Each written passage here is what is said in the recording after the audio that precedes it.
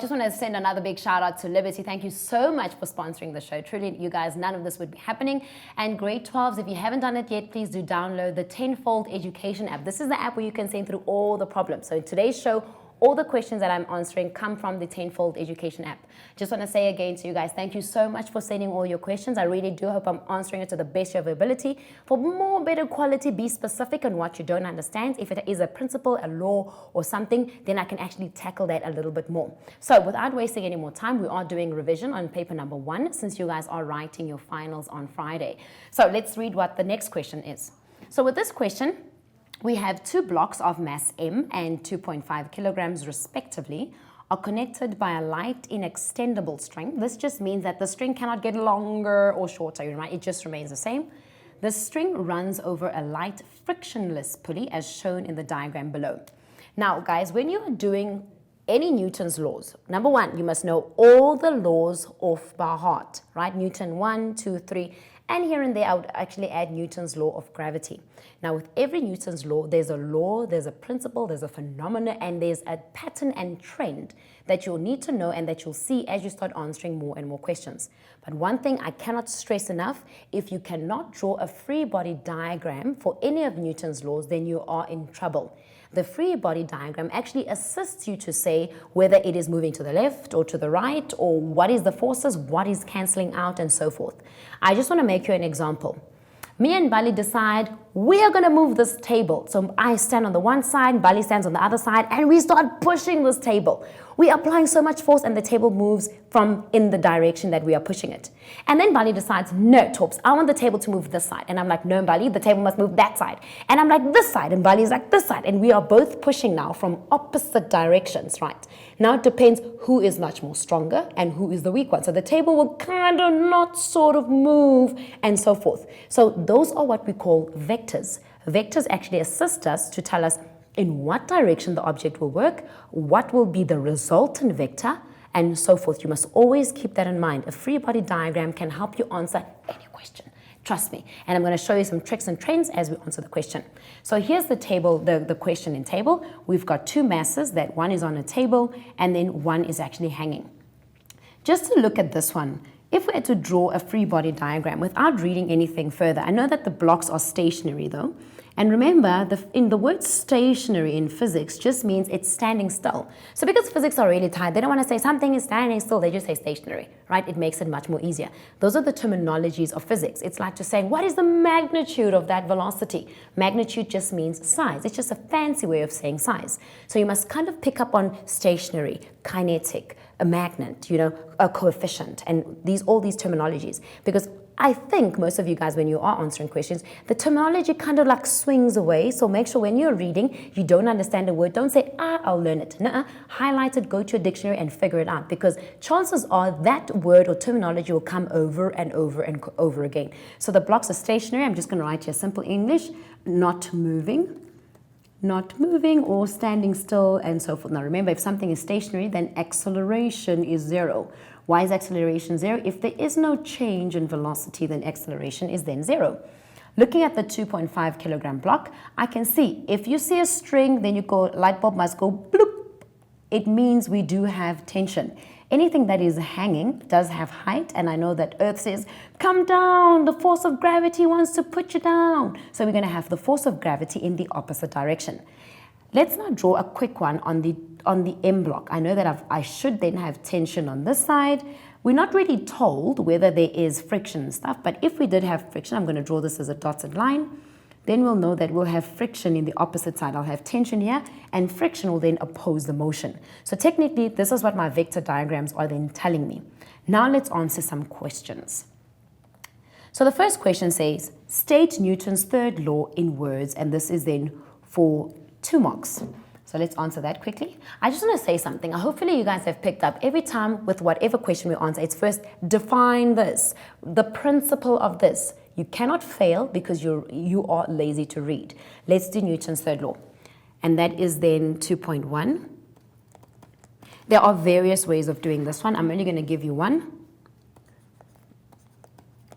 So we've got when body A. Ooh, Janet will kill me. Almost spelled body wrong. Exerts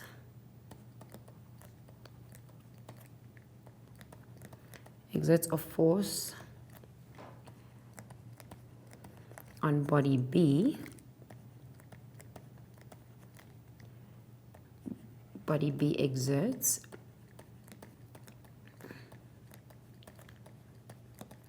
a force of equal magnitude in the opposite direction.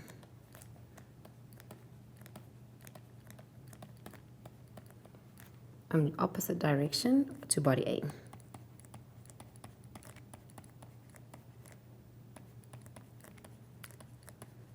Now, something to remember, if you're writing a question like this, please don't use a small a to say body A or a small b, right? Use capital letters. When body A exerts a force on body B exerts a force of equal magnitude in the opposite direction of body A.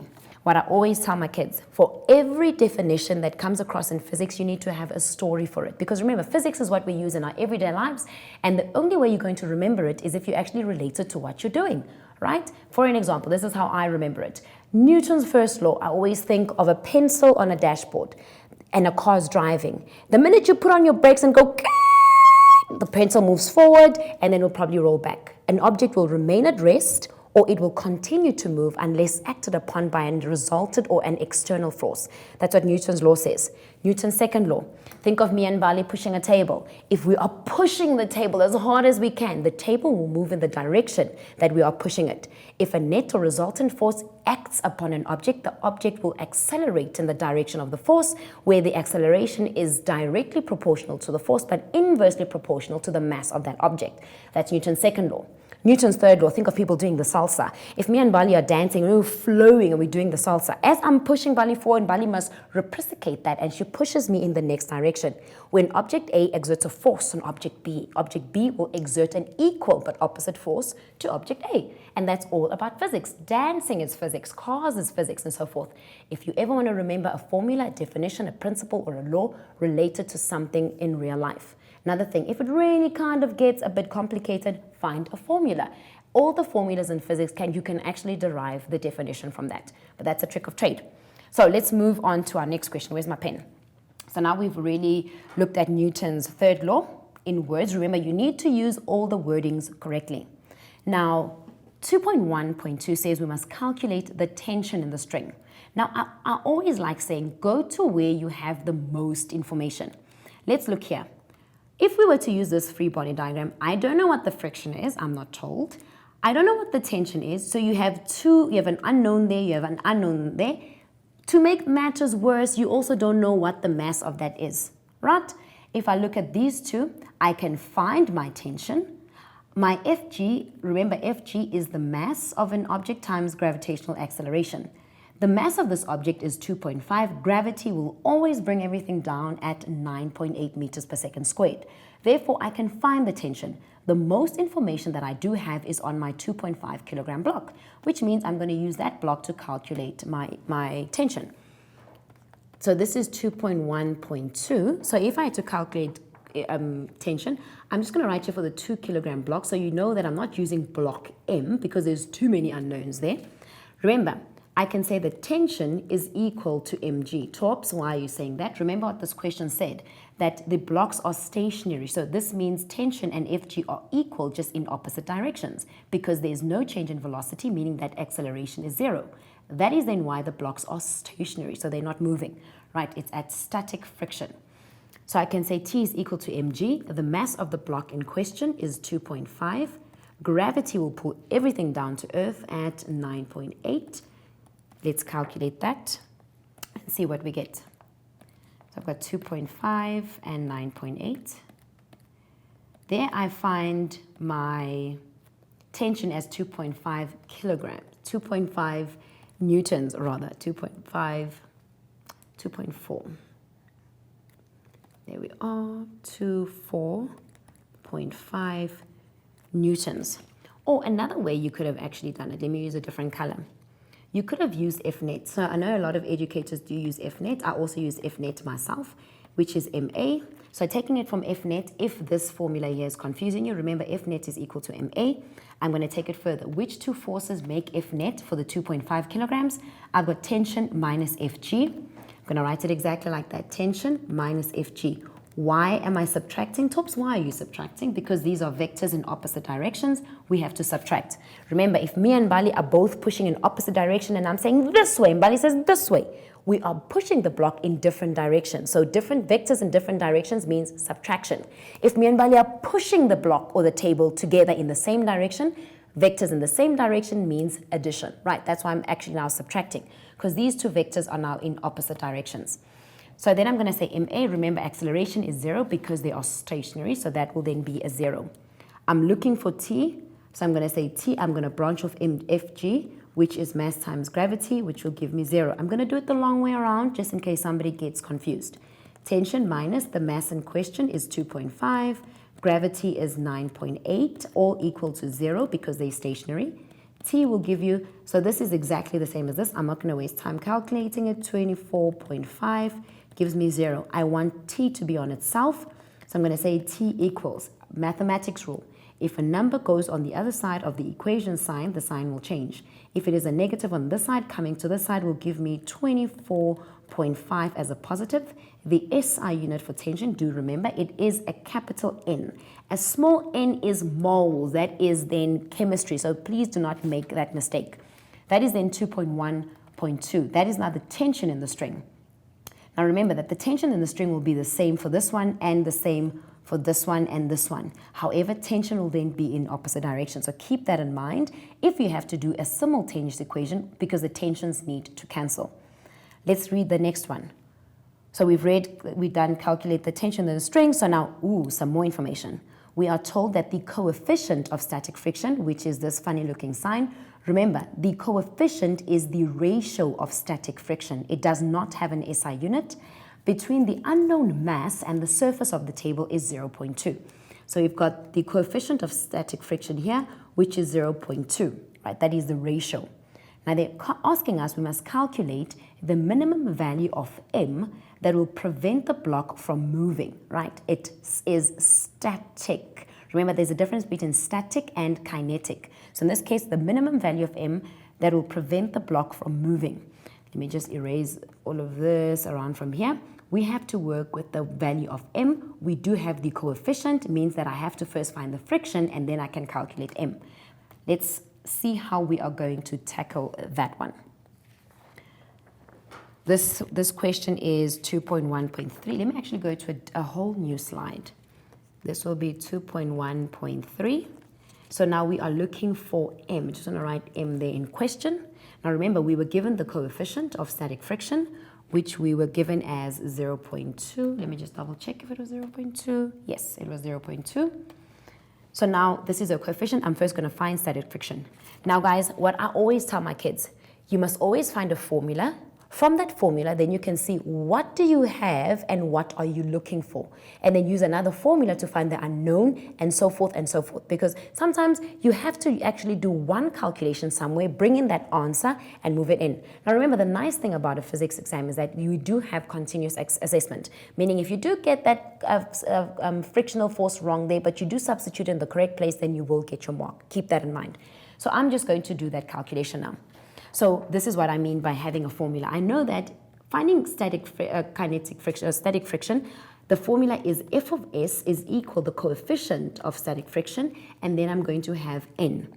If I needed to break N up, F of S is equal to the coefficient of static friction. N is actually the mass times G. Where do I get this? I just want to go back to here. Remember what I talked about, vectors and stuff like that? If you have to look at this one, you have your normal force moving in this one, and then you've got Fg moving in the opposite direction. So that is where I get that one. But now I do not have M. I have this one, I've got my mass. I don't have S, right? So first I need to find what my N then is. I can therefore say, I'm going to start here. I can say F of S is equal to the coefficient of static friction and then N. I'm going to look for N by itself, right? I'm going to make N the subject of the formula. This is just mathematics. And then I'm going to have F of S and the coefficient of static friction at the bottom. F of S, remember what they said, the two objects are stationary. What does this mean? That tension and Fg are equal only in opposite directions. If the tension here is 24.5, it means the tension in this one will also be 24.5 newtons, only in the opposite direction. If things are not moving and they are stationary, it means that the tension will also be the same, as well as Fg. If they were moving, it's a whole different ball game. So in this case, I know that my static friction, the friction that is not making it move, must be equal to the tension in that string, which will give me 24.5. And the coefficient of static friction I was given, that on the table, it is 0.2. I can therefore find the value of N. So I can say 24.5, I can divide that by 0.2. I can therefore say it's 122.5. That is the value of N, 122.5 N. But I am looking for my mass. I'm just going to work here. Therefore, remember how I branched F off, M off, it's mg. I can therefore say N is equal to mg because I'm looking for the mass. If the normal force that is keeping the block on the table is 122.5, remember, if you did get this one wrong, substitute it correctly and it is continuous assessment. I'm looking for the mass. Gravity pulls everything down by 9.8. Now I'm looking for the value of m. I have to divide both sides with what is bothering the m. So I'm going to divide both sides by 9.8. And then I should get my value of m. So I'm going to divide that by 9.8. Let's see what we get over here. I get 12.5. There we are. I get a mass of 12.5. Remember the SI unit for mass in physics, we use kilograms, never grams. You have to then convert it. Another way you could have done it, remember, I love the long way around. If you do want the short way, you're more than welcome to. You can say F of S is equal to the coefficient of static friction and then N. Remember now, if F of S is equal to the coefficient of static friction, I can then say F of S, I'm going to replace it with this, which is now the coefficient of static friction, which is N, and remember N is equal to mg. This coefficient of static friction, I am told, is then of F of N is equal to the tension, which is 24.5. I'm looking for m, and gravity pulls everything down with 9.8. Divide both sides with 9.8 and 9.8, and as you can see, it's going to look exactly the same as the side, which will give me m as 12.5. SI unit will then be in kilograms. I love using the long method around, which is this one, starting with the formula, breaking it up, and then substituting. However, if you do use this and you had a long number here, write the whole thing before you do substitute it. Another thing to remember, shortcuts not always really work, but it can actually make you get a correct answer. Or you can use the short version of doing it. If you do know your mathematics and your principles, then you're more than welcome using this one. This one is much more safer because it's just one straight calculation, not substituting this into that and so forth. Let's see if we can't squeeze one more question quickly.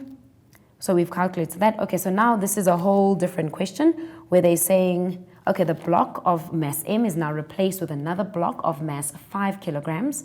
The 2.5 block now accelerates downwards. If there's acceleration, there is a change in velocity. So the m block here is now replaced with a 5 kilogram block.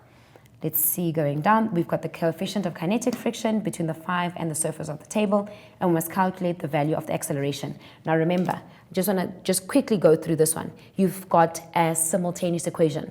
Now it's moving. You've got tension, you've got acceleration, which is unknown. Remember, one tension must be a positive, one tension must be a negative. Cancel that, find your acceleration, and therefore you should then find the acceleration of the 5 kilogram block. Hopefully you've enjoyed today's show, and I will see you next time.